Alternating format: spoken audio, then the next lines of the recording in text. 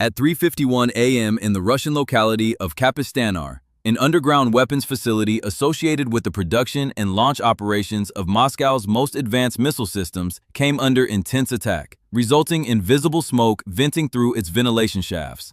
The site, long linked to launches of the Oreshnik missile system against Ukrainian cities, had previously been considered heavily fortified and largely invulnerable to direct strike. According to operational data provided to Ukrainian authorities, the same ventilation shafts that routinely expelled exhaust from the subterranean complex became the initial indicators that the facility had been compromised. The strike, carried out by Ukrainian forces, appears to be a direct response to events 3 weeks earlier, when a volley of Archnik hypersonic missiles traveling at Mach 10 hit Ukraine's energy infrastructure and a logistics hub outside the western city of Lviv. While the attacks caused severe damage, Ukrainian defense elements focused on tracing the origin point of the missile launches, ultimately attributing them to the Kapistanar site inside Russia. Despite several earlier attempts to target this location, the facility continued to operate and remained a core component of Moscow's missile retaliation capability. Ukrainian decision-makers concluded that the base likely housed nuclear-related assets and advanced missile components, but the installation's underground configuration made confirmation exceptionally difficult. The absence of clear satellite imagery or intelligence reports meant that the site's internal structure and specific function remained concealed. Analysts determined that the only way to reveal the facility's operational layout was to force the opposing command to expose it under perceived threat. The operation initiated overnight, beginning with the launch of 86 modified Beaver-class reconnaissance drones from a concealed position near the Ukrainian settlement of Kyiv. These low-cost units, deployed at 10:30 p.m., entered Russian airspace in 4 separate formations with deliberately erratic electronic signatures. As the drones approached, radar operators at Kapistanar detected the formations approximately 20 minutes before arrival.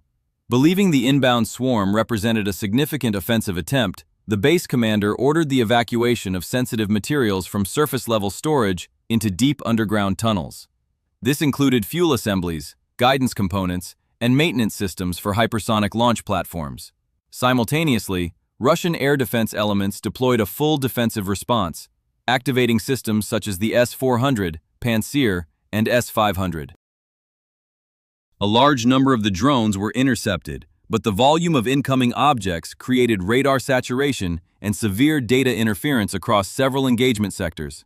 During these movements, Ukrainian mid-altitude surveillance drones captured thermal irregularities emerging from specific underground areas. Heat blooms rising through ventilation structures provided the first concrete indicators of the layout of the tunnel complex beneath Hangar 105. Within 90 seconds, Ukrainian operators had extracted precise coordinates. While Russian forces believed they were successfully repelling a mass incursion, the defensive actions inadvertently revealed the location of the installation's core operational zone. Subscribe for updates as this story develops. Following the thermal detection that identified activity beneath Hangar 105, Ukrainian forces initiated the second phase of the operation. Embedded within the drone swarm were micro-units equipped to deploy seismic spike arrays. These devices, released over the target zone, embedded themselves in the ground and transmitted data indicating mechanical activity consistent with liquid fuel infrastructure and climate control systems operating below the surface. Although several micro-drones were intercepted by Russian Pantsir systems, their final transmissions provided structural details of the hangar's reinforced concrete access points and ventilation ports.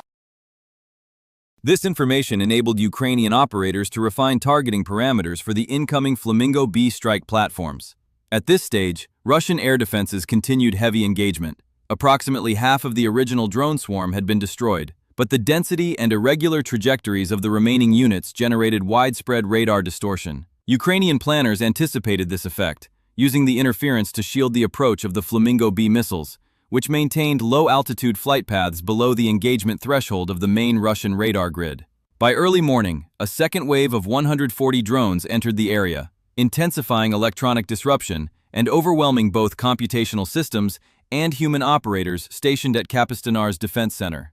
Russian surveillance screens registered more than 200 simultaneous radar contacts across multiple altitudes.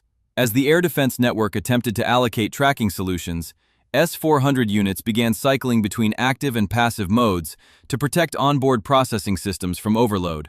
These intermittent shutdowns created brief but exploitable gaps in low-altitude coverage. Ukrainian operators synchronized the movements of the Flamingo-B platforms to pass through these windows while maintaining a flight profile designed to minimize heat signatures and radar visibility. At 1:47 a.m., the second-wave drones shifted trajectory in what Ukrainian officials described as a saturation maneuver. Electronic warfare-capable units within the swarm released high-gain signal emissions that further disrupted Russian radar frequencies, resulting in temporary loss of coherent tracking data. Ukrainian sources report that Russian personnel were forced into rapid response firing orders, expending substantial ammunition from Pantsir S-1 batteries in an effort to counter perceived mass threats.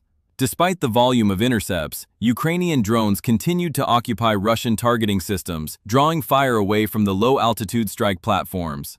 During this period, seismic sensors released earlier transmitted additional confirmation of high-output machinery within the underground structure.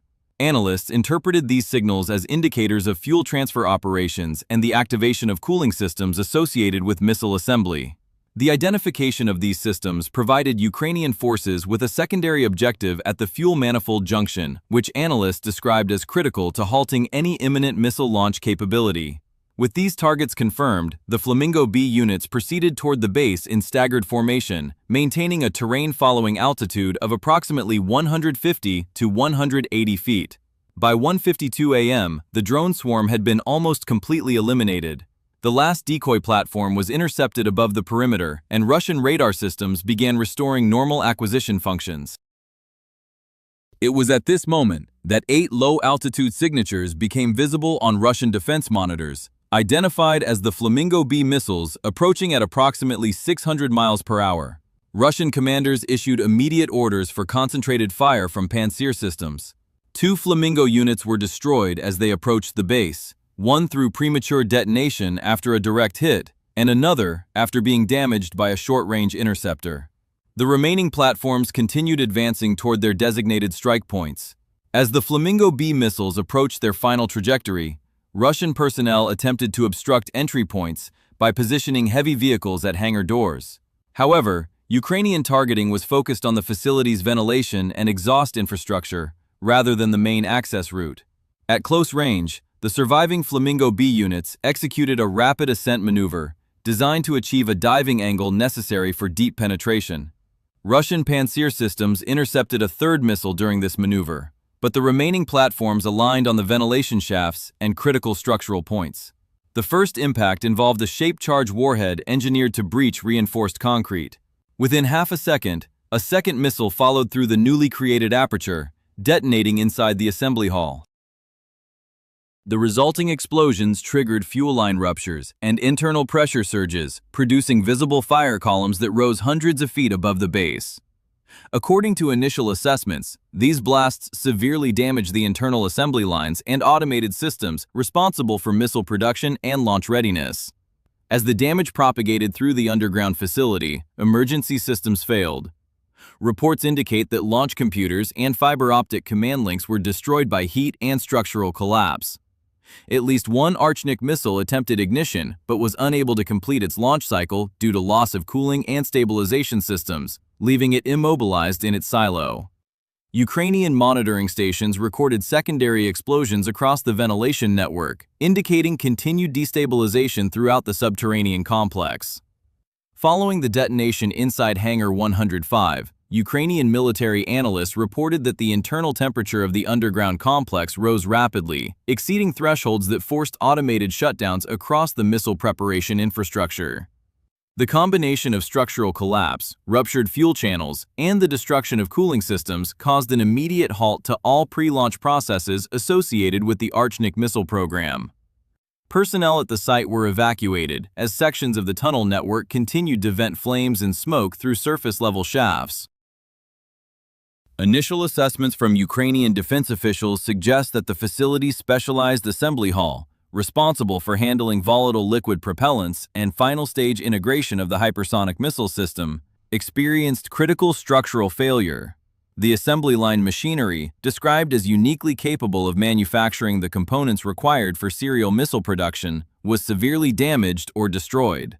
Observers concluded that these losses would likely result in long-term delays extending into future production cycles.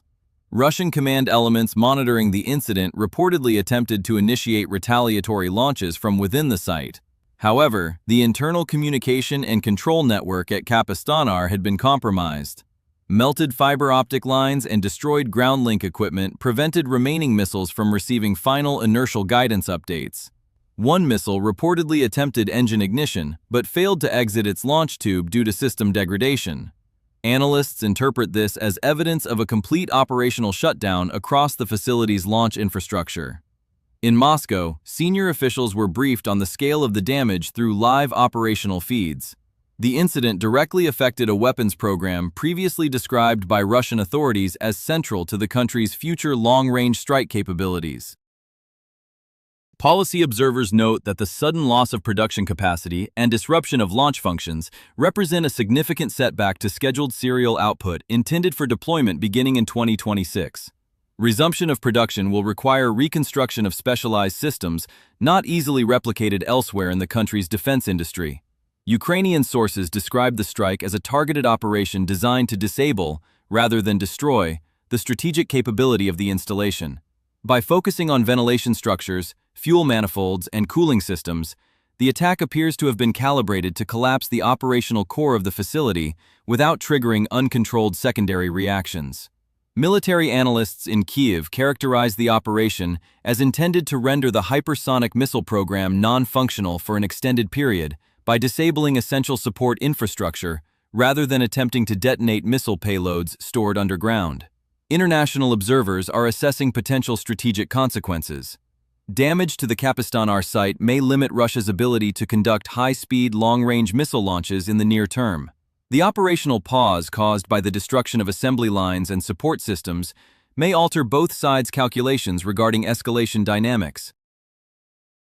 Some Western intelligence officials note that the event may prompt Russian command to reassess vulnerabilities within other underground facilities, particularly those previously considered secure against coordinated low-cost drone and low-altitude strike platforms.